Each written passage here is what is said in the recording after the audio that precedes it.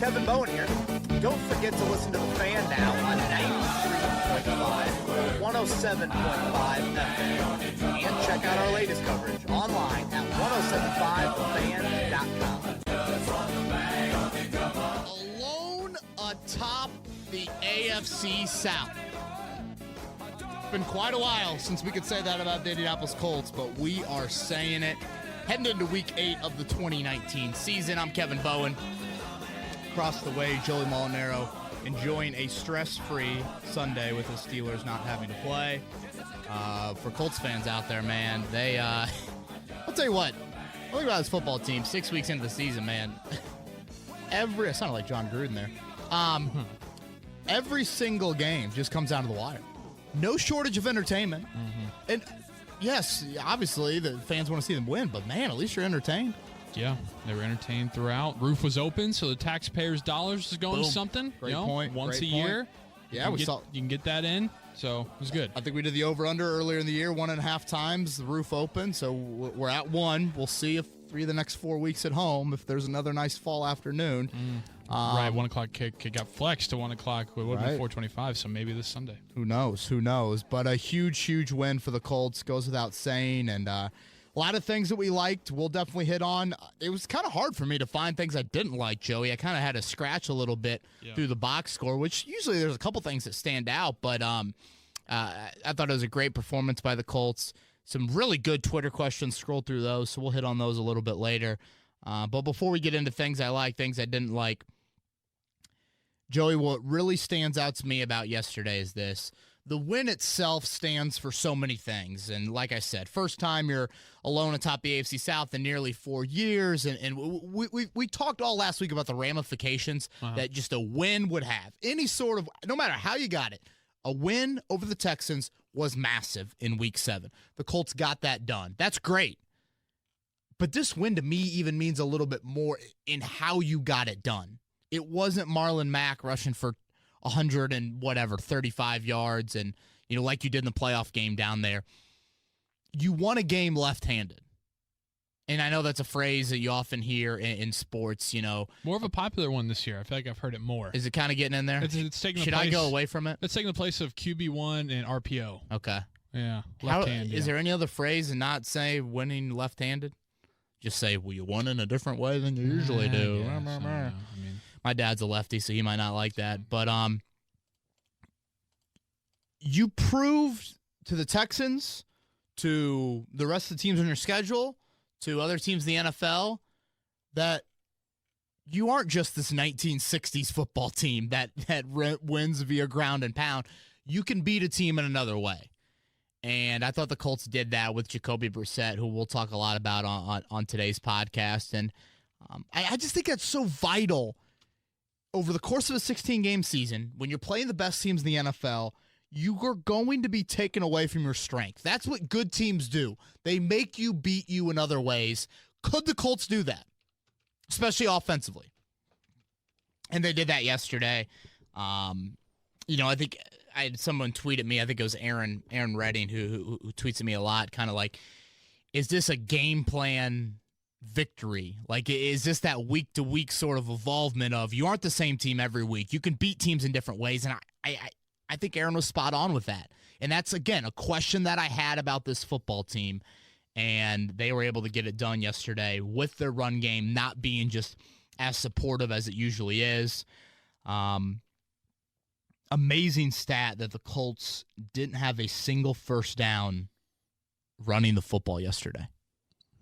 Wow. Like, don't you just fall into one, like QB sneak on a 3rd and 1 or a scramble for a first down? Or, hell, Marlon Mack getting a first, like, not one rush for a first down. Yeah, I think he had 23 first downs, 18 via the pass, 5 via the idiotic behavior from the visiting sideline via penalty. Right.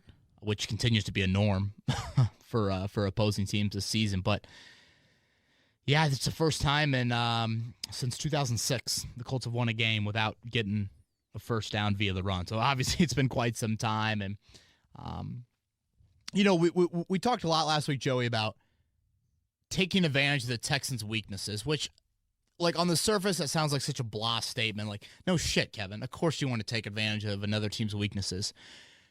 But when you had the injuries that Houston did at right tackle and in the secondary, you needed to attack those areas.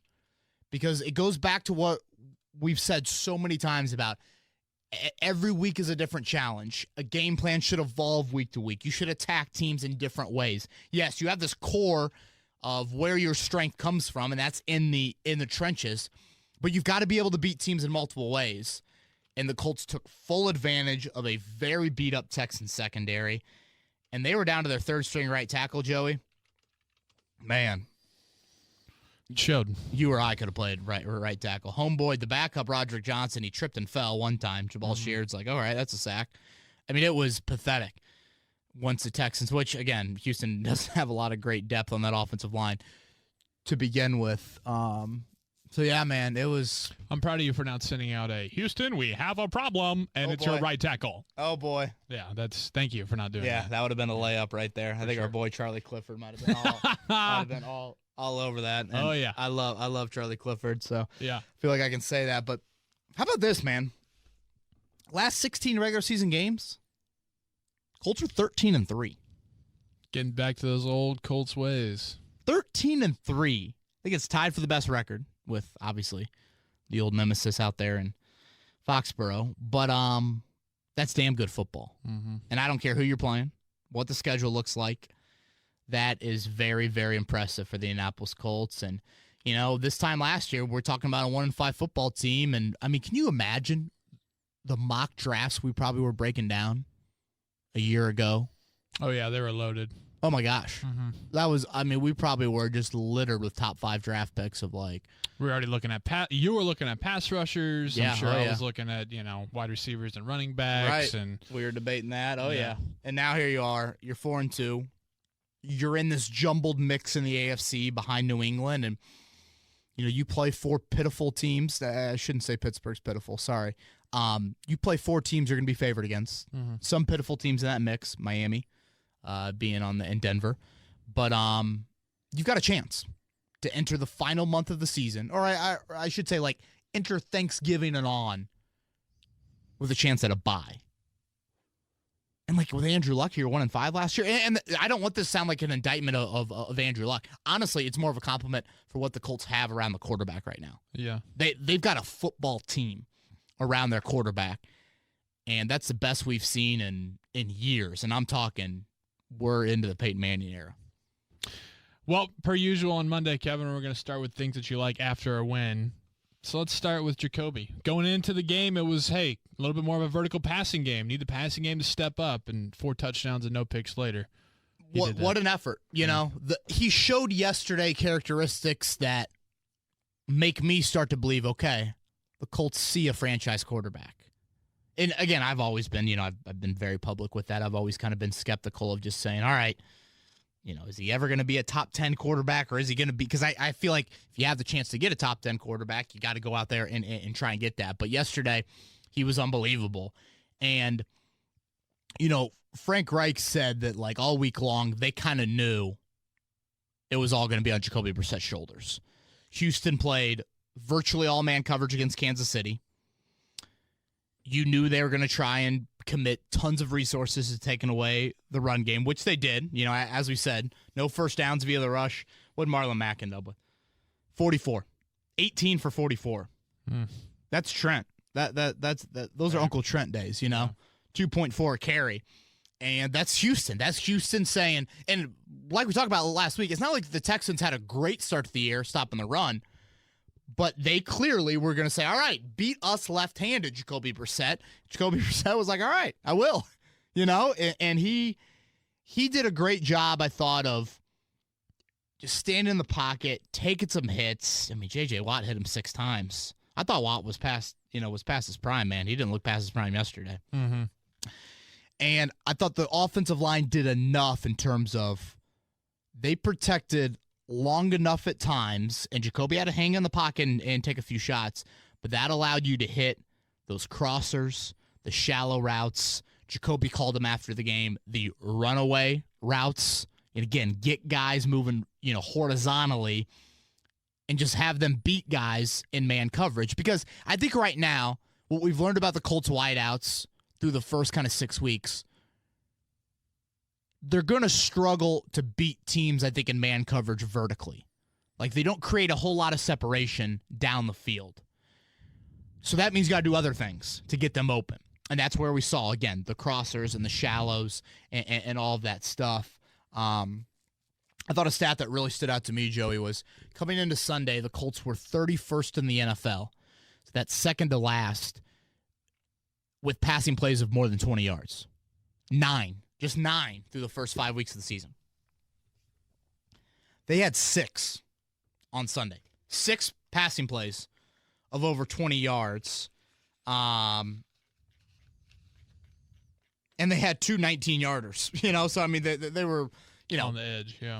Huge chunk plays, which had been missing for this football team. And, Frank Reich mentioned at halftime to, was it Melanie Collins? I don't know. I was so caught up with her pink jacket that I maybe didn't catch her name. Yeah. She was saying that, Frank Reich told her at halftime, we need to attack a banged-up secondary.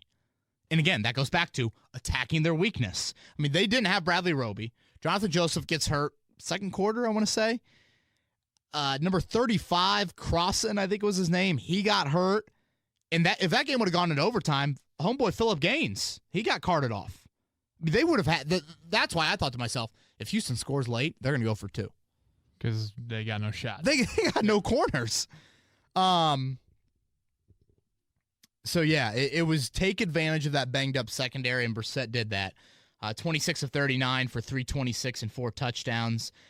ESPN had those next-gen stats. He was 22 of 26 from a clean pocket. I mean, just tremendous. And that goes back to his accuracy. I thought just being better. I mean, even some deep ball, like a couple of those deep crossers he had to Pascal and Hilton. I mean, hell, Hilton had that drop where he probably lost it in the sun. I mean, that was a great ball where Watt just smokes Jacoby Brissett right in the midsection. And, I thought Frank Reich and Jacoby both had some interesting quotes after the game. Of course, Reich is always Reich is Jacoby's biggest cheerleader, which you just, if you're a Colts fan, you just absolutely got to love that from your head coach. Reich says about Jacoby's performance, it says that he's legit. He's the man. We believe that from day one. We've never wavered on our conviction, on our belief in Jacoby. But we all know, and he knew it too, you still have to prove it. You have to come in here and put the offense on your back, literally for this game, and make the plays that he made to win this game. And he did that today and did it as well as he could do it. Frank Reich's spot on there. And Jacoby it was funny how he kind of downplayed that, of course. He did. Afterwards. He did, which, again, is typical Jacoby. He doesn't want to hear any questions about replacing Andrew Luck or, you are now the man. But Frank Reich's words only mean so much. At the end of the day, the NFL, the beauty of this league is you have to prove it week in and week out. And Jacoby Brissett did that yesterday. I thought it was his finest performance as a pro. Jacoby's quote, which I felt bad for Judy Batista from NFL.com, who's a really well-respected national reporter. She's asking Jacoby, some of the big picture Andrew Luck type questions, and as we know here locally, Jacoby doesn't give you much. No. In those settings, but he did give a little bit. He goes, "It's been a journey. It's been fun. The learning, the constant ways of finding ways to get better. A day like today doesn't make me the man. It just makes us more balanced. And I think we proved today that we can throw the ball." I think that quote is so spot on. A day like today doesn't make me the man. Yes, Jacoby's got to prove this now, several more times. But it does make them more balanced, and it does prove to the rest of the league that the Colts can do this. They are capable of doing that. So, Jacoby Brissett, you deserve a game ball. You certainly silenced me, I guess, if you want to go there, or if anyone cares about that. You weren't a critic. You were just like, we got to see more. Yeah. I think that's fair. And he gave you more. The Texans said, you have to make us beat us. And Jacoby Brissett said, all right, I will. And he did. One of the things that helps beat the Texans, per usual, is T.Y. Hilton. But in a situation like yesterday, it was important to see other dudes support and help T.Y. Hilton, because obviously the Texans, well, no, I can't say obviously they know, because apparently they leave him open all the time, but they do know that T.Y. is their guy, and you saw Ebron, you saw Zach Pascal really step up. Dudes being dudes. Boy, Ebron and Pascal were huge. Huge. Can we get a clarification? I'm sure you watched the game back already. Yeah. It is Pascal, right? It's not Pascal? Trent Green was going like artist there, was he? Like yeah. Him and Gumbel were both saying Pascal. I know. I was nervous. I was like, who but it is Pascal. Yes, I'm 99% sure. Yeah. God, Gumbel, he's such a tough listen, man. He had some comment yesterday that was just ugh. Anyways, first, before we get into Pascal and Ebron, Joey, I found it interesting that, like, Justin Reed, Houston safety, went to Stanford, really intelligent guy. That's the caveat you have to throw in when talking about every Stanford player. He's like, we're going to do some things differently. We're going to change some things up against T.Y. Hilton. So I'm sitting up there, way up there, section 9,000 inside of Lucas Oil Stadium, and I'm looking down the first series, and I'm like, who the hell's 29? I look at my flip card. I'm like, Phillip Gaines? He's kind of following T.Y. around the first play. Follows him around the second play. T.Y. goes in the slot. Gaines goes in the slot. I'm like, what in the Phillip Gaines? I'm like, I remember Phillip Gaines visiting the Colts in free agency a few years ago. This is a journeyman. Yeah. Journeyman cornerback. And he shadowed T.Y. Hilton the whole game. There was some safety over the top, but it was a lot of just, hey, we're going man across the board. And this guy named Phillip Gaines is going to be on man coverage against T.Y. Hilton. It was very interesting. It's kind of like a couple of years ago when the Colts had Rashawn Melvin with Antonio Brown. Yeah, but I mean, I don't even know if Phillip Gaines has Rashawn Melvin's resume. Like, at least Melvin was like a bigger guy. You felt like that could kind of jam, AB a little bit, which obviously, didn't really work. Or did it work? No, it did, but he just had made that one play. But that's, it was similar to like, what the hell? Oh, okay. Right. And again, it would be one thing if like Gaines was like 6'1", 200 pounds, and he's like trying to be physical T.Y. at the line of scrimmage constantly, but it wasn't even that. Yeah. So,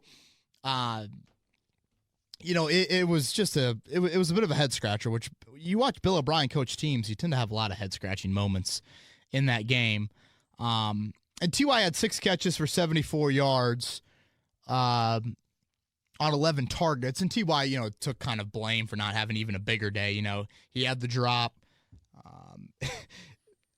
In the back of my mind, I'm thinking for myself, Colts fans have got to love T.Y.'s outing yesterday from this standpoint. If the Texans believe that Phillip Gaines is going to be able to guard him again down there in that meeting in T.Y. Hilton Stadium, boy. I can 190-yard performance. Oh, my God. I can already see it right now. Thursday Night Football, and T.Y.'s the talk of Friday morning First Take or whatever those shows are. When Hilton doesn't give you like a crazy 100-yard day, Marlon Mack's giving you 2.4 carry, and you still score 30 points. That's Pascal. That's Ebron. Pascal, 6 catches on 7 targets for 106 yards. Whenever I think about Pascal, Joey, there's so many things that kind of pop into my head. And I'd say the first thing that really pops into my head, well, I guess I got to go threefold. Okay, Frank Reich. Remember last year when Pascal ran that kind of stutter route in the Houston meeting for the touchdown?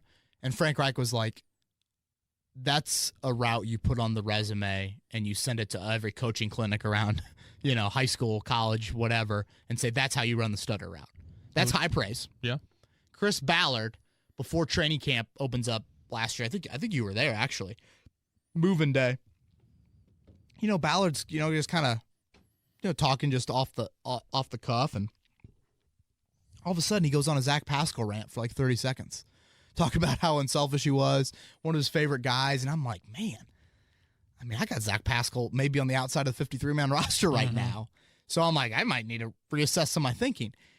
And then as training camp moves along, it's kind of like, Reese Fountain's going to make the team, and I always kind of hesitated with that. I'm kind of like, guys, you got to think special teams with Pascal, and you got to think trust. There's a trust factor there as a 5th or 6th wideout. Right. And when Nick Sirianni said that Zach Pascal, he told Pascal this, that Sirianni told him, I hope my son, Jacob Sirianni, grows up and plays football like you. Wow. I mean, shit, like, what more do you want? The head coach says you should be on a resume film for running a route. The GM's going out of his way to talk about you the day before training camp starts. And now the offensive coordinator says, I want my son to play like you. Just need Irsay or Ballard to say he wants one of his daughters to marry a guy I was like gonna say, Pascal. right? I mean, geez. Yeah, I mean, okay, Irsay's going to have you in the Ring of Honor along with Dwight Freeney here in a few weeks. Like, I mean, it's just incredible, incredible praise for Zach Pascal. And, I mean, is he this team's number 2 wideout right now? After yesterday, how can you say he's not? You know? Just so reliable, so consistent. He got credited with the safety, I think. He was the closest guy to anger when he ran out of the end zone. Yeah, Wow. yeah. Holy cow. What That was a weird moment in the What game. the hell were the Texans doing? I'm gonna get in that later. And then Ebron, before we move on, the hurdle, the one-handed catch, that'll be on any highlight reel as it should. And that's Eric Ebron stepping up when you need him to step up. 5 targets, 4 catches. We haven't seen that this season from Ebron. And, you know, Jacoby Brissett, and it was felt bad for Andrew Walker. Andrew Walker asks Jacoby Brissett about Eric Ebron after the game. He's like, all you media guys have been calling him out. I'm thinking, well, Andrew Walker probably isn't calling him out. But, yeah, I have, and deservedly so. I mean, there's been drops. But Annoying. Kudos to Eric Ebron. I mean, the hurdle, the one-handed grab. Let's focus a little bit more on the one-handed grab, Joey. That's a 3rd and 1. You convert in the red zone there on 3rd and 1. Houston's on the other end of the field. That they can't convert at all. That's the difference in the game. Mm-hmm. Those red zone plays of like, again, let's look past the highlight catch. It's a touchdown on 3rd and 1. That is, yes, what the Colts have probably gone for it. 100%. Yeah, but still, I mean, maybe you don't get it. You got stuffed on 4th and 1 earlier in the game. So, Eric Ebron, that was a professional performance. Need to see more of it, but that was you stepping up. And, boy, did he love running to the middle of the field during that challenge. He was soaking that up, man. And I think it says, a lot about Jacoby Brissett and Frank Reich, too, of just kind of having the faith 2 weeks after that, or I guess 3 weeks after, but that terrible performance against Oakland, Last time he was in this building. Right. To just have the faith to come back, still target him, and be like, hey, we're going to trust in you again. Show us. And you need him right now. With the inconsistent play that you're getting a wide out from a guy like Deion Kane, you need Eric Ebron to step up for you. He gives you something different than Jack Doyle. Right. When he's on the field, you know what's coming. It's probably going to be a pass. 85's got to step up. He did yesterday. Job well done. Flipping over to the defense, Kevin, a little bit of, you got a little sketchy there in the fourth quarter, but they made the plays when they had to. It definitely wasn't the most perfect defensive performance, and I didn't expect that going up against Deshaun Watson, that offense. But you delivered in the critical moments so damn well. Mm-hmm. I think we talked about it on Thursday's podcast, Joey, but I don't know if it received as much of attention as it should have coming into the game. Houston entered Sunday, the number 1 team in the league in the red zone, 71% conversion. The number 1 team in football on 3rd down, 51%. They were 4 of 12 on 3rd down. That's 33%, 18% less than they usually are. They were 2 of 5 in the red zone. That's 40%, which is 31% less than normal. Like, that's the game. That's massive. And those are Frank Reich's words after. We can talk about Jacoby Brissett and all of this stuff, which is great. But what your defense did in the red zone the first half, man, I just think that set the tone. And I don't know about you. I really didn't like the call on Deshaun Watson, calling that a sack. Yeah, it was quarterback safety, and obviously you as a Steelers fans will probably be, did you see Mason Rudolph get hit a few weeks ago? But, like, when a defensive lineman has Deshaun Watson by the ankle, and when a defensive lineman has Phillip Rivers by the ankle, I'm sorry, but it's different rules. Mm-hmm. Like, Deshaun Watson can escape from that. Phillip Rivers is just like, I'm going to lose in the fourth quarter and come back anyways. True. Like, it's just, I don't know. Well, I mean, it was a great break. And I thought the Colts played a lot more zone than they did against Kansas City, but certainly Pierre Desir, job well done to him. And look, I mean, Hopkins got his. I mean, hell, he's a good football player. 9 catches for 106 for Hopkins on 12 targets. So I'm not really commending Pierre Desir for like, oh my God, blanket coverage. You eliminated him like you did last year's meetings. But the fact that Pierre Desir played in the game, which he had never done before, missing practice all week and playing in the game, and then you allowed him, his presence allowed you then to use the shadow role, which allowed you to bring more blitzing, more pressure at Deshaun Watson.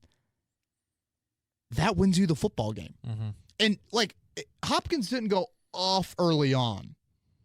I think he had 4 catches in the first half. Nice, but, like, he didn't go crazy early in that game.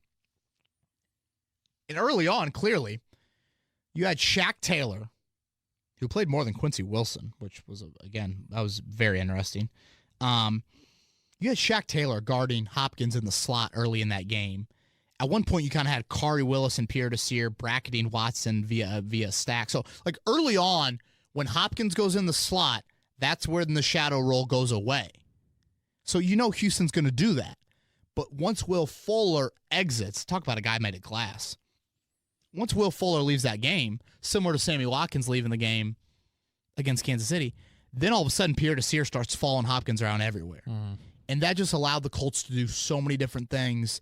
And Hopkins, again, he made some big-time plays, but in the critical moments, he didn't really deliver for them. There was I don't know if anyone was watching. I got home just in time to catch Tony Dungy with the old clicker in his hand. He broke down the 4th and 1 attempt where Danico Autry just kind of bull rushed that rookie guard into Watson, and Watson had the incompletion. I think it was early 4th quarter. Yeah. And when I first watched the play at Lucas Oil Stadium, I was like, man, what a play by Autry. And then Dungy breaks it down beautifully and saying, no, watch this. Anthony Walker's over Nick Martin, the center. Did you see all those Nick Martin jerseys in the crowd yesterday? I did not. Chittard's finest. Good showing? Yeah, oh my gosh, good. Man. They had about 30 or 40 of them from that wild crew. Anthony Walker's over Nick Martin showing blitz. And remember last year, in overtime, at Lucas Oil Stadium, it's Hopkins out of the slot, over the middle, beating Darius Leonard for that first down on the crosser. Mm-hmm. It's a very similar play. Hopkins is located in the slot to the left of Watson. Boom. It's the quick slant, and Walker runs out right to that spot. And Kiki Kuti is wide open on the bottom of the screen. But because Walker's there and takes away Hopkins, which is the first read, and now Autry's in his face, Watson can't do anything. So, again, job well done by Pierre Desir to gut it out and play in that game. And critical moments, obviously, we can't move on and unless we talk about Darius Leonard. I mean, that pick, there aren't many linebackers in this league that can make that play. And that was clean, man. I mean, he got that hand underneath it. There was no indecision about that. And there were some nerve-wracking moments in that 4th quarter. For sure. But I thought what the defense allowed you to do, because your offense was sputtering in that 4th quarter, Houston, outside of that drive that started from their own 4-yard line, they never started a drive down less than 7 with the ball in that second half. I thought if it ever got to that point, oh God, it's going to happen. Kind of one of those Falcons plays or drives. But yeah, that the defense in the critical moments, it says a lot about what that unit has done the last 2 weeks. You were dominant really against Kansas City throughout the game, but I would say what stands out to me against the Texans, the best 3rd down team, the best red zone team, and you eliminated them. Speaking of the Falcons, it looked like the offense, when we were getting here to things that you didn't like, it looked in the 4th quarter like I literally said that in my living room. I said, is this like a Falcons Super Bowl type thing? Like they're not running the ball, they can't convert. What the hell's going on? Oh gosh, you went there, 28-3. I mean, of course, the lead wasn't that, but I was like, okay, You're up 12. You just pick them off. Should be game, and it's not. It's not very often I scratch my head at Frank Reich. I mean, I think I've said it so many times in this podcast what I think of Frank Reich as a play caller, as a head coach in general. I saw someone tweet out, if Frank Reich was coaching the Texans yesterday, the Texans would have won by 24. Oh, it's just, I mean, some of those penalties. Let me go on a little rant about Bill O'Brien. The penalties are incredible. Mm-hmm. Just the stupidity of some of those penalties. What the hell was he doing calling the timeout and then running that safety? I don't have, like, as big of a gripe with the whole taking the safety, but that play ends with, like, let me find it here in my game book. All right, so Watson sacked by Houston with 3:23 to go. 3 minutes and 23 seconds. You've got all 3 timeouts. Mm-hmm. You have contingency plans, obviously, for all of this. If you're special teams coach or you're Bill O'Brien, and before that 3rd and 7, you're thinking, okay, there's a chance that we might not pick this up. We're going to punt it. We're going to take a safety. You grab Brian Anger and that punt team, and you say, you sprint on the field, you hike it at 30 seconds on the play clock, and you run out of the end zone. Or you take a timeout right away. He waits till 2:44 to take a timeout. That is 16 plus 23 is 37. That is 37 wasted seconds. And then what happens when Brian Anger takes the punt? He freaking dilly-dallies back in the end zone like he's hoping that they're still doing beer calls in the 4th quarter. What was he doing? Was he going to fake it? I have no idea. That's what I thought at first because he was running off to the side. I was like, is he throwing this? And I forget, I might have been Pascal right there. There was some Colt right there kind of like, wait, are you really going to run? Yeah. Like, should I run after you? And then finally, he runs out of the end zone. And again, just waste, like, it is amazing to me for how many analytics gurus out there in the NFL and how you hear all about coaches staying at complexes until midnight to game plan. Like, just the incompetency you see from head coaches week in and week out is just baffling to me. Mm-hmm. So there's my Bill O'Brien rant. But cool. Frank Reich, great 3rd quarter. You come out there, 2 big touchdown drives. You take the 28-16 lead, and now you have this balance, Joey. Run some clock, go for the jugular. You know, it's this balance that I think is difficult for a head coach and a play caller to find. But Frank Reich went full jugular. Like, he didn't even think about running that clock.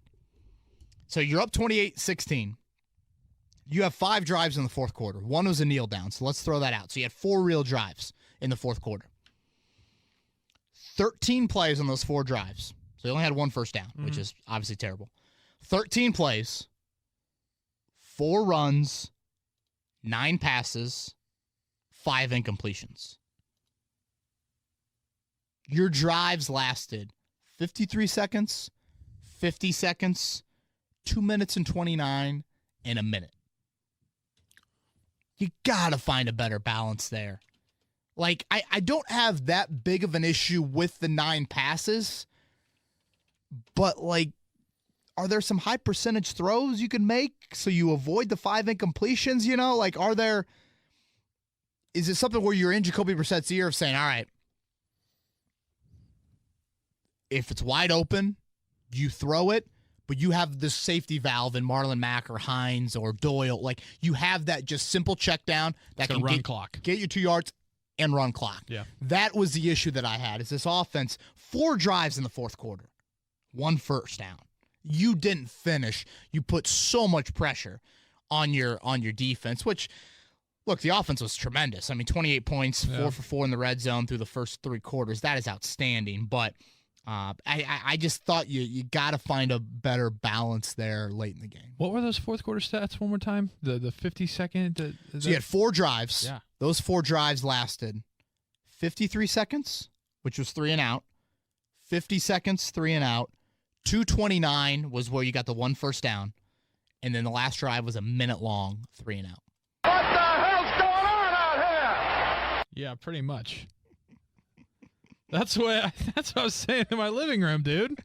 Dude, you were right there, and great work by you, right on cue there. I was wondering when you were you. I'm thinking, why the hell is he? I'm trying to add a little bit of soundboard to our you show are. here. Great job there, Joey Monero on his game on this Monday morning, coming off the bye week for Steelers. We have a little bit of football sounds. I felt that one way up here. A little John Madden.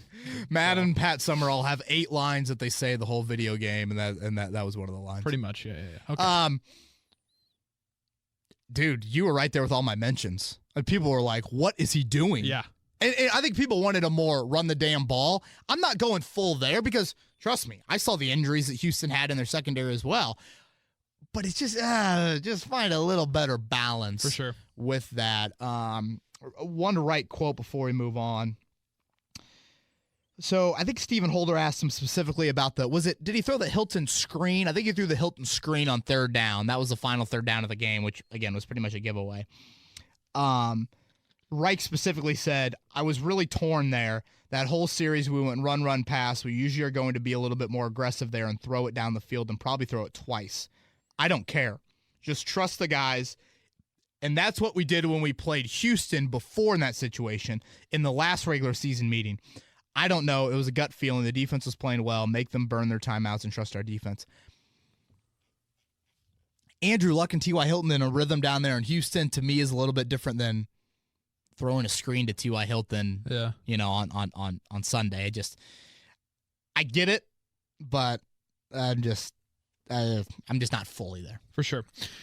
One more thing you didn't like before we get into Twitter questions, Kevin, and I think it's probably starting to be a little bit bordering on concern, maybe, is another quiet game from Deion Kane. We had these expectations for the Kane train hype. Yeah. And I was on it. Yeah, everybody was. And so far, just haven't been able to find the sticks. 32 snaps, Joey, for Deion Kane on Sunday. Was he targeted? Dan Klecko had as many targets there you go. as Deion Kane. I was going to say. 0. Blue. I mean, insert Victor Oladipo banging the anvil. I mean, anybody. Is this more so him just not getting open? So it's a great question. I think there's a bit of route running where there might not be just a full. Zach Pascal runs routes a little bit better than Deion Kane. That's for one.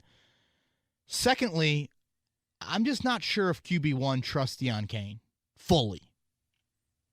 Which, look, you aren't going to trust, all of your receivers the same. But, I think Reich has mentioned, like, when you go back and watch the All-22 film, you've got to make sure that even when you don't get the football, you're running your routes soundly. And you're doing what you should be doing, and that's going to earn a quarterback's trust. And right now, you look at the targets, there's just not the same amount of trust there with Deion Kane. And he's still playing a lot of snaps. I mean, 32 snaps is a notable amount. He's not Ashton Doolin, playing time. Like, he's playing, I bet if you looked last 5 games, I bet he's playing over 50% of the snaps. Mm-hmm. So since Funchess went down, so since the opener, when Kane had those 2 big catches in that game, he's played 5 games, which adds up to 199 snaps. It's a lot of snaps in 5 games. He has 10 targets and 2 catches. Not good. Throwing a pass interference penalty or 2, yes, but it's just not the sort of production. And again, I go back to what I said earlier. This is a wideout group that is struggling vertically to create separation. We saw the horizontal separation created, but vertically, Kane, you feel like, has the traits to give you some of that, and clearly it just hasn't been there. So I think it comes down to route running and just a little bit of a trust factor right now with Deion Kane. But I'm shocked by it, Joey, and I think it's a bigger reason why when I see people tweet at me like, "Hey, should the Colts trade for a wideout?" I don't just kind of laugh at those questions. It's kind of like, well, I mean, boy, Paris Campbell's been hurt for how many weeks now? And Deion Kane's, like, there's validity there. You rely on Pascal? Like, when does it, Zach Pascal, Dontrell Inman? Like, is he going to have that point where it's Right, like, all right, okay. you get to Kansas City in the playoff game, and it's like, all right, the Dontrell Inman hype train kind of runs out of steam, and boy, you would really like for him. And I get it, he's young, he's 6 weeks into this, he's coming off the ACL, but for how many snaps he's playing, I expect more in the production department. All right, bro. It's a winner Twitter Monday morning. You ready Nice. for it? Yes. All right, Yes. Cool. All right, let's start with a guy, Cody Felger. How about them picks, he says. Your impressions of the rookies yesterday? Boy, Corey Willis played a lot, man. I thought Bobby Okereke would see a little bit more time, or even EJ Speed against running quarterbacks. Man, Rock Yassin, Joey, I know when he's been targeted, the numbers probably won't look pretty. He was so close to making a play on that Kenny Stills deep ball, which, again, I know, he was really close. Like, what does that matter? I don't know. Kind of a ho-hum day for the rookies, unless I'm forgetting somebody that really played well. Shaq Taylor played a lot over Quincy Wilson. Surprised by that, but I didn't notice anything too standoutish about the rookies. I mean, Willis continues to be a guy that I think will be a starter. Here's from Country Boy Eddie. At Eddie Country, he wants to know, was yesterday a sign of Pascal's improvement, or was it more of a scheme/defender's attention elsewhere? Well, I think definitely a little bit of both, but like I said, there weren't a whole lot of resources committed to Hilton, but still, I mean, Pascal won some man coverage, and Frank Reich is scheming some things up specifically for him. We saw it on the shovel pass, and Pascal's made some plays with the ball in his hands as well. So, Zach Pascal's a young guy. I think he's 24, 25. Like, he's not that old. So, yeah. He How old is is he? 24 years old. He'll be 25 a week before Christmas. So, yeah, I mean, that's young.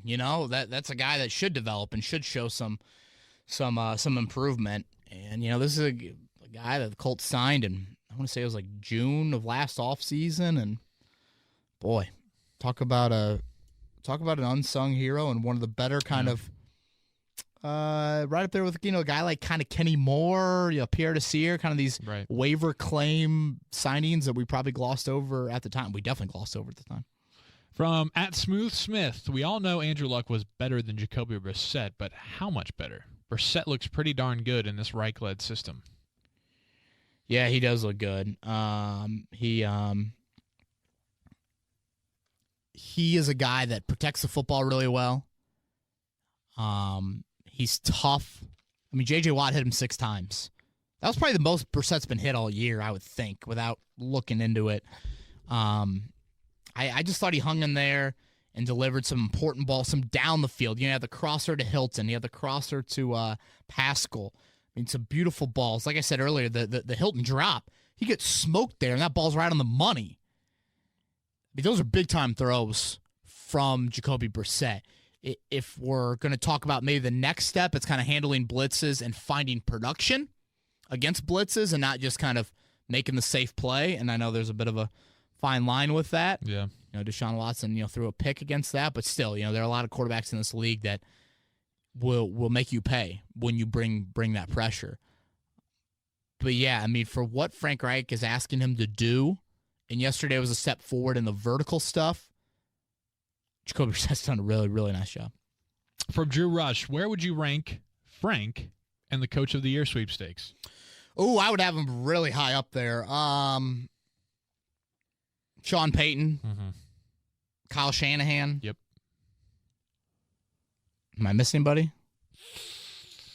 Maybe LaFleur? Matt LaFleur. Yeah. Maybe John Harbaugh so far. Yeah. Damned Ravens. But I think you consider what Reich. Man, the Saints look good, man, without Breeze.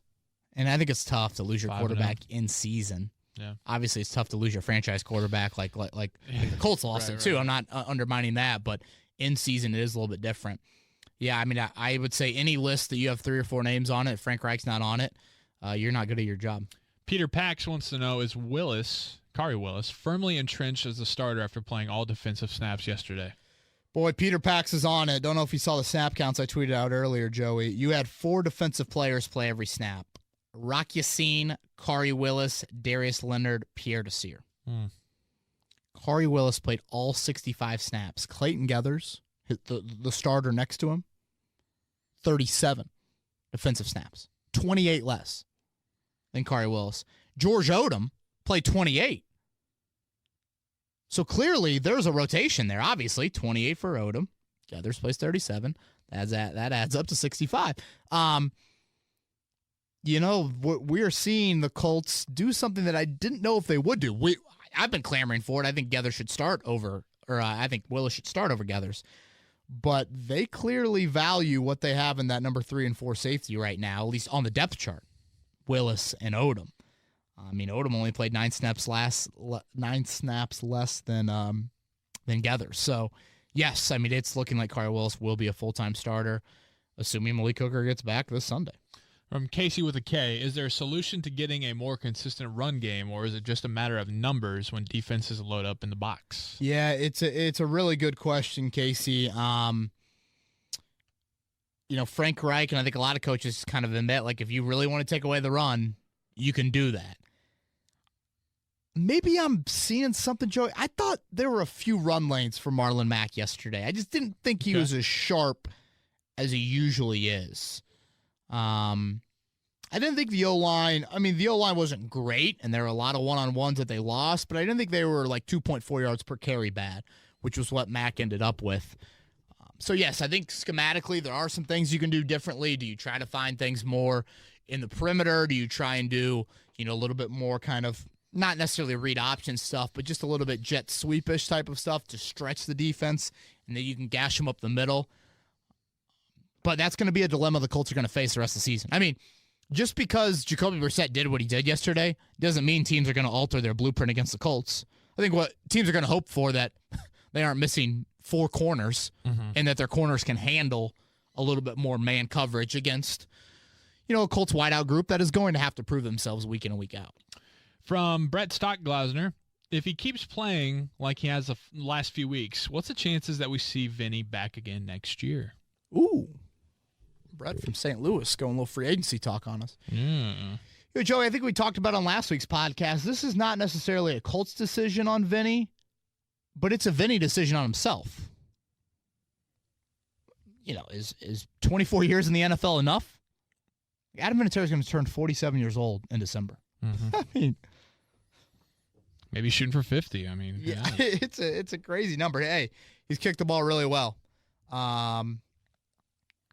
He's kicked it really well since that poor start, and I think it's going to come down to both sides. Do the Colts feel like it's time to get younger at kicker and want more of a long-term answer, while also realizing that they run the risk of losing, a guy that they really, really feel is extremely reliable and such a great leader in that locker room? And then Vinny, does he want to play another season?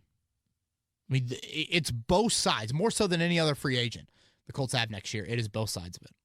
From Joshua Sutton, is Brissett in the MVP conversation? Oh, no. Frank Reich is in the Coach of the Year conversation. If you're making an MVP list of 4 or 5 guys, Jacoby Brissett's not on that, right? We're talking most valuable player. The Colts have won a lot of games without Jacoby Brissett doing what he did yesterday. Let's think. Wilson, Rodgers, Lamar Jackson. Oh, God. I take your AFC North hat off. But it's just like 8 of 20, dude. Do you see him running the football? I don't care, dude. I think he was 9 of 20. Don't sell him short on that. I don't know. What about Christian McCaffrey? Yeah. Coming into yesterday, Watson was up there. Does that take a hit now? Watson was definitely up there. Is there some MVP on San Francisco or New England? They're undefeated. Yeah. Jimmy G's not lighting it up. The defense together as a whole, it's not like Bosa's, has 10 sacks already or anything like that. It's crazy to think about New England, New Orleans, and San Francisco. Such great starts for all these teams. And you don't sit here and think any of those 3 teams have an MVP. Yeah, I guess after yesterday, 6-1, 6 touchdowns, like Rodgers probably. Yeah. Rodgers and Wilson, I think, are on any list. No, I think for Jacoby Brissett to be a legit, like, okay, he's a top 5 candidate, you got to do a little bit more than just what he did yesterday. All right, from Jake Wardell. Sorry about Lamar. It's just like a. Doesn't he have he's got an incredible amount of rushing yards to start the year. I know, but I just. Are you a guy it. that says your quarterback's got to throw? I mean, I just don't buy it, dude. Like, we've seen this. Like. He's only been in the league for 2 years, and they led him to the playoffs last year. Nah, I'm not buying it. From Jake Wardell, chances the Colts retain. Lamar Jackson's averaging 6.9 yards per carry, 576 rushing yards, 3 touchdowns. He's throwing 63%. I bet Brissett's not much better than that. No, when you throw the ball 15 times a game, it doesn't take doesn't take much to be a 63%. Percentage is a percentage, man. I'm just saying, you throw it 15 times, you're more likely to complete more of the passes than if you throw it 35. The thing about Brissett is the touchdown to interception ratio is great. I mean, right up there with anyone else in the league. If you get deeper into completion percentage, rating, yards per attempt, those numbers, which I think are better evaluations on a quarterback than just passing yards or completions. When the Colts run it as much as they run it, those passing yards aren't going to be that up there. So when you get into completion percentage and passer rating, yards per attempt sorts of numbers, they aren't MVP-like. So I guess that just has to evolve for him to, get into that consideration. All right, from Jake Wardell, chances the Colts retain both coordinators this offseason? Oh, I would say better than not. I mean, you're still a long ways away from. I mean, Nick Sirianni's never had a head coaching interview, and Matt Eberflus has had one. So, I mean, didn't 2 weeks ago we talk about firing Matt Eberflus? Weren't we fielding questions on that? We were, yes. Yeah, I'm Jake. I think let's pump the brakes a little bit on the Colts potentially losing one or even both. Sirianni's not going to leave. I can't see Sirianni leaving here just to be a play caller somewhere. I can't. I would think he'd only leave here to be a head coach. So yeah. From Laura, what were the snap counts for Wilson against the Texans? The inability of Wilson to cement himself into the third cornerback spot has been disappointing, but not surprising this year. Yeah. He says, after your kind words, she says, after your kind words about me asking good questions, I'm feeling some pressure here. So Laura asks good questions. Thanks for chiming in. She does. And she lived up to it again. So she wants to know Wilson's snap counts. Yes. 20 of 65. Shaq Taylor played 32 of 65. Roland Milligan played 27 of 65. Shaq Taylor and Roland Milligan had combined to play probably 15 defensive snaps in their NFL career. Coming into Sunday, and they both outsnapped Quincy Wilson. Did we go back to is it a practice thing? I mean, we hear that from Eberflus so much. Yeah. How much do they do? That's my thing is how much does it on a weekly basis, how much really does a team are they able to do and show in a practice setting? It's not training camp anymore. And my thing is always this, you hear so much about game planning. When you game plan on Tuesday night and then you go out to practice on Wednesday and you implement your game plan. So you're already ruling him out of the game plan on Tuesday? Or do you go onto the practice field Wednesday and Thursday and say, all right, both of you guys go play in the nickel or the dime. We'll see whoever practices better. And then by Friday, you make the final decision. I don't know. It's interesting to me. But I was surprised to see Milligan and Shaq Taylor outsnap Quincy Wilson that much. If we are going to talk about a disappointing season so far, defensively, Quincy Wilson would be him and Tyquan Lewis. For different reasons, would be atop that list. Official YOLO Swag wants to know: is it me or is every team we face so undisciplined with penalties? It's crazy. Every team. I think the Texans were the third or fourth team to have double-digit penalties this year. And as much as we want to make fun of the other teams, credit Frank Reich's team for not being that stupid. True.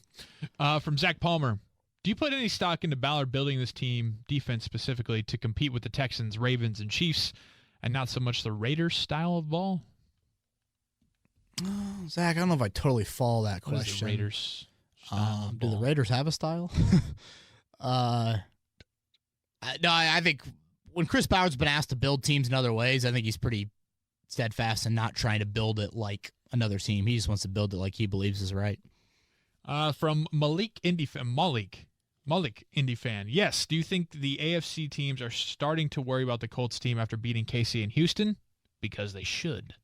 I think it's a good question, Malik. It's something to where I think the Colts strike fear in their opponents just because they do things so differently than a lot of their opponents. That would be worrisome. I don't know if the personnel for Indianapolis scares you as much as maybe other teams' personnel that are currently 4-2 or, sitting atop a division. But I think it's just how they're able to beat you. It's a lot different than a lot of teams. That would be worrisome to me.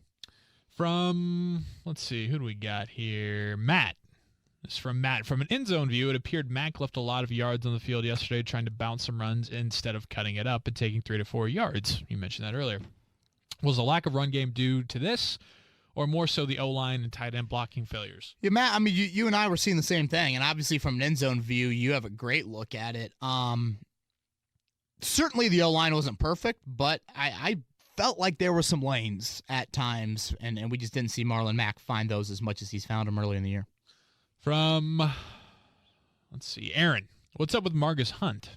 He was a very good player for the Colts last year, but hasn't been much of a factor at all this year. I actually thought Hunt played better yesterday than he had played early in the year. Well, they only credit him with 1 tackle. I just noticed him in the backfield a little bit more. Al-Qadim Muhammad played a whole lot in the old Kamoko Toure role. Yep. And the Colts went with a lot of 3 defensive linemen, which is a big difference from that. Thursday's podcast, Joey, I want to hit a little bit more on trade deadline stuff, but because this question kind of has me thinking that. For sure. And Ben Banigou didn't play as much as I thought either. From Zach, is it time for us to start considering Zach Pascal wide receiver number 2? He has kind of that ultimate junkyard dog role.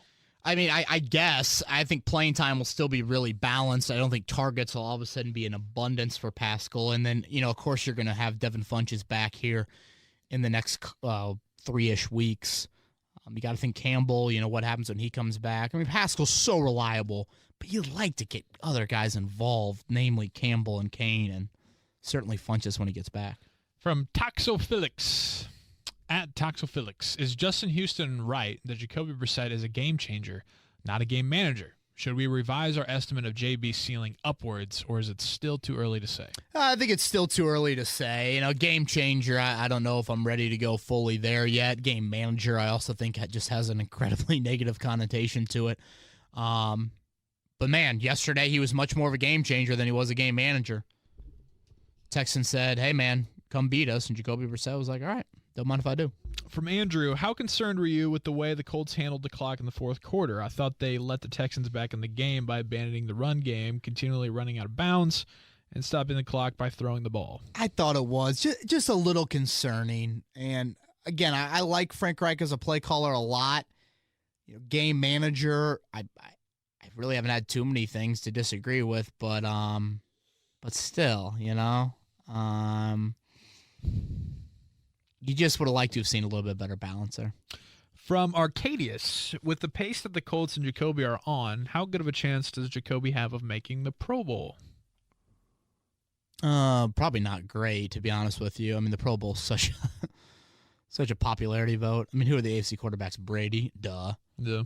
Deshaun Watson, duh. Patrick Mahomes, duh, right? And then Lamar Jackson would be the fourth. As of right now. I'm sorry to say that, but it's the Pro Bowl, people. I mean, maybe he'll get in if, the Colts don't make the Super Bowl and someone else makes it, but the Pro Bowl is such a popularity contest. From Zach, if the Colts would have had the first pick in the 2018 draft, they still picked Nelson. Also, how big will Nelson's contract be when his rookie contract ends? If they had the first pick, will they still pick Nelson? I don't think you're picking a guard number 1 overall. It's crazy. As much as he's done for you since. You're obviously trading back at 1 over. I mean, I don't know. If they had to stay at 1, would they have taken Barkley? Or would Chubb have been too high at number 1? I think it would have been too high. It's so easy to say now. Traded, of course you take Nelson at 1. I mean, no one's taking the guard 1 overall. What was the other question? How much is Nelson going to make? Yep. Insert Zach Martin money times whatever. I mean, yeah, he's going to be the highest paid guard in NFL history. From Colts Law, the Colts will be favored over their next 4 games, but do you think they will be favored in their next 7? Oh, boy. Let me pull that schedule. At Houston, do you think they'll be favored then? I mean, that's depending over a month on away. depending on how Houston goes over this next 5 or 6 weeks. All right, I'm gonna pull up their schedule.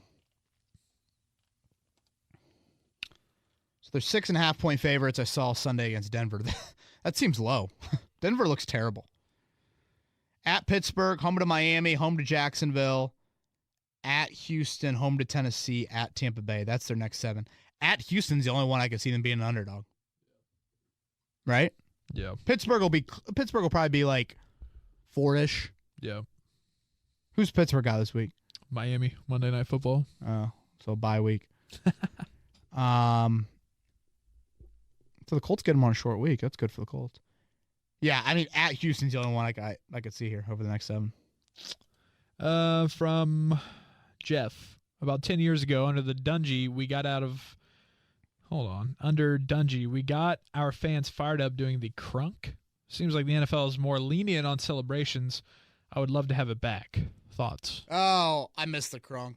Remember that? The whole kickoff team swaying? Is that what that is? That wasn't a celebration. It was just the kickoff, right? I think. Maybe I'm wrong. It seems like the NFL bans a lot of that stuff. But somehow we still do the family photo celebration after every play that's made. Dude. I think it's an NFL thing. Or do you think the Colts do it more than anybody else? I mean, I'm not talking. No, I'm talking NFL. I'm not talking just about the Colts. Right. I saw Luke Rhodes got in it yesterday. How about the Matt Overton jersey proposal? We had an engagement at the game in a Matt Overton jersey. The most Indiana thing ever. Was she wearing a Pat McAfee jersey too? The most Indiana thing ever was Gumbel coming back from a break and they're showing Connor Prairie and Indiana people coming out of a cornfield. I'm like, there's other things in our state, people. He was probably more interested in that than he was in the game. Like, let me go churn some butter at halftime. From Aaron, do you believe Eberflus should send Darius Leonard and Kenny Moore when he comes back on more blitzes based on how successful they've been doing so? Yes. Oh yeah. I am team blitz. Especially when you're without Toure and just you're a little bit worried about what you got on the D line. From Kit, what did Deion Kane say about Jacoby's mother? I mean, the dude didn't even look at him. Kid, it's a fair question, man. Again, I just go back to I think there's just a little bit of a not on the same page there, clearly, because you play 199 snaps in 5 games, you'd expect more than 10 targets and 2 catches. What do you say about that? That's just pretty funny. That's funny, yeah. That was good, Kit. Yeah. From Scotty, has Ebron redeemed himself on being re-signed? Oh boy. Scotty, come on now. 1 game. Let's pump the brakes. Nice positive step, and that's what we said. Eric Ebron's got to show up these final 2.5 months. 2.5 months, not 2.5 drives or whatever. Right. Like, consistency. That's been the biggest thing with Eric Ebron. It's not flashes. We know the flashes are there. It's consistency. From Chakota, I know the win is the most important thing, but if you guys don't talk about that stiff arm on the podcast tomorrow, I'll be very disappointed. Did you? Yeah. Is he talking to Kenny Leonard? Leonard. Oh yeah. The Kenny Stills. Yeah. I thought they blew him dead. On that, man, that was disrespectful. That was that's so memeable. Like, yes, it's so like me sliding into a girl's DMs, her, and then you're the Kenny Stills and Darius Leonard is the girl or whatever. 100% for sure. That was crazy. 100%. I think even the Colts might use that meme. Of like if they win the division, us versus the AFC South. Nice. Hey, good on the Colts. That was the post they put out last night about the Maniac with SpongeBob. Yes, that was very good. Did you see the Maniac hat?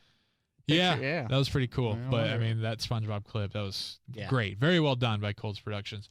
All right, from Matt T. This is going to piss off a lot of fans. Oh boy.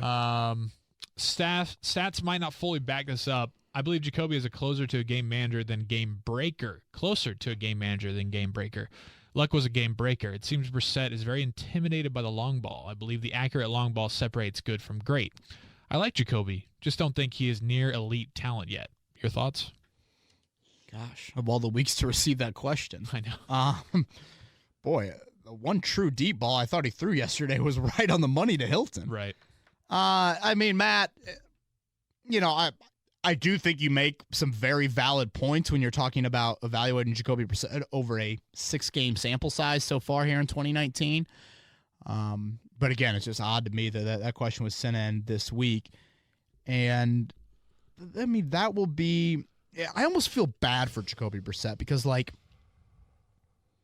maybe more so than any other quarterback in the NFL, which I know is not totally true, but more so than a lot of quarterbacks, we are evaluating him so much on a big picture view this season. Like, what can he be, and not just like what is he doing week to week, which is how you'd evaluate Andrew Luck. But that's just the reality of the situation that the Colts are in. It goes back to, and I will say this so many times over the next 6 or 7 months, Houston and Kansas City in 2017, Joey, they both made the playoffs. They both traded up to draft quarterbacks in the top 15. That's what you're going to have to decide. The Colts can make the playoffs with Jacoby Brissett. They then have to decide, is there a quarterback in this draft that you feel like is Deshaun Watson or Patrick Mahomes? Because that's what Houston and Kansas City did, and they're better off for it. And it's such a hard question, man. I'm already dreading January, February. I'm not dreading it, but I am dreading those podcasts because it's such a fun, entertaining, gruesome, excruciating debate. I feel like I just sounded like a pregnant person. What? Like delivering life, having a baby. That's fun. But it's also excruciating pain and things like that. All right, cool. That was far-fetched. No, I was. I'm glad you connected the dots, but I got it. You're right. From I Am the Beast. Okay. They ask about Quentin Nelson, so maybe it is Big Q under a facade there. I think we both love Big Q lining up at fullback. It's just fun. Your thoughts? Oh, man, I loved it. I absolutely loved it. How about him tripping and falling in the end zone, kind of stumbling on the route? Did you see that? My wife and I were in the car at the time, so I was listening to Matt Taylor and Jim Sorgi call it. And Matt Taylor, the voice, the peak in his voice when Big Q lined up in the backfield was something. But I got to see the replay, obviously. But that's hilarious. I'm glad Matt Taylor pointed out for you because I don't think what's his name Gumble pointed it out on CBS. I'm like, how do you not notice Quentin Nelson in the backfield? Nelson said he has not done that since Pop Warner. Hasn't been in the backfield since then. Yep. I'm thinking, do they not have a striper thing in New Jersey? Right. For sure. Is Quentin Nelson allowed to be in the backfield? Yeah. He was born in a three striper. Right. Came out of the womb with that. Frank Reich said there could be more of that. Give me more. Give me more. Yep. He was total decoy. Nelson's like, there's no way that ball was coming to me. And that was on the Ebron one-handed grab. Last one here from Smokey Black. Ooh. I always hear about how places like Seattle and New Orleans are tough places to play and make it hard for opposing teams. I don't get that same feel from Lucas Oil. What must we do as a fan base to get our house that type of caliber? Is it as simple as more fans buying tickets and making noise? Smokey, it's a really good question. I've been fortunate to go to a lot of NFL stadiums, and I would say the Colts are definitely on the bottom end of noise for an NFL stadium. I was shocked when they announced 59,000 people in the stadium yesterday, which I think is a season low. That's the biggest home game on the schedule, and 59,000 on a beautiful fall afternoon. I don't know, man. I don't know. I was just a little surprised by that. I mean, it's everything. You need fans that are willing to be crazy. You need constant music. I mean, you watch Darius Leonard. That dude jumps up and down to get the crowd up until 4 seconds on the play clock every play. I'm like, chill, man. You're gonna wear yourself out there. You haven't played. And he talked about being winded in the fourth quarter. I'm like, man, it's probably because you were doing jumping jacks the first 30 seconds of the play clock. I feel like Lucas Oil brings it for night games, right? Yeah, but I mean, roof closed night games. I feel like it gets pretty crazy in there. But I mean, every stadium should. It just the stadiums that I've been in, like Houston. Houston is definitely louder, than Lucas Oil. Huh. Yeah, it's just, and I hate I know how expensive it is to go to sporting events. I'm not sitting on some soapbox like that. And I get it. Some fans don't want to be great. I mean, trust me, how many times I've been yelled at Notre Dame games to sit down? Oh, my God. That's the worst. Yeah. And then my brother's like, stand up. He's one of those people that wants everyone else to stand up. I'm like, Ryan, just if they want to sit, let them sit. But, yeah, the bones are wired differently like that. Are you going to – no, you probably aren't. I was going to say, you should go to Pittsburgh. I mean, we could do a little video pod the night before. That would be. I think Pittsburgh's really rowdy. Yeah. The whole Renegade and all that. And trying to think of the other ones. Arrowhead, certainly. Seattle. Seattle's really loud. Right, like you said, New Orleans. Yeah. Pretty New wild. Orleans. Yeah. But I don't know. Yeah. All right, man. So Colts are in first Do we place. have time to just get a couple more in here, or do you got to go? Sure. Let's do it. Daniel Donahue, which Colts running attack is the real one? The one that feasts on a pathetic KC defense, or the one yesterday that couldn't even average 3 yards a carry? Boy. That's a good question. And I think that's something that we're going to have to see going forward. Just what exactly is this rushing? Can they get it done when teams are loading the box? Robert asked, do you think the Colts can earn the 2 seed in the playoffs? I would say the one thing that's so different about, you look at Baltimore's schedule, Joey, Houston's schedule, they don't play New England. They don't play – Houston's got to play Baltimore. Baltimore has to play Houston. Like, the Colts have a very favorable schedule coming up. Take advantage of it. You got a chance to earn a bye.